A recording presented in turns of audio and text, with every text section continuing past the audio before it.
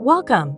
In this video, I will show you how to install Water Creations Elsa Collection Bathroom Vanity Legs. Here are everything inside the box.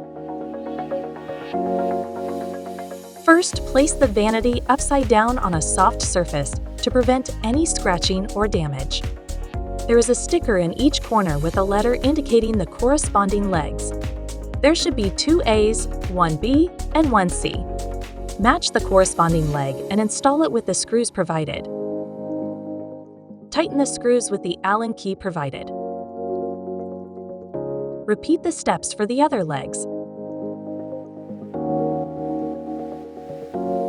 There is a leveler at the end of each leg. Flip the vanity over and place it upright. If your vanity is not stable, simply adjust the leveler until level. Vanity leg installation is now complete. Water Creation. Crafted for you.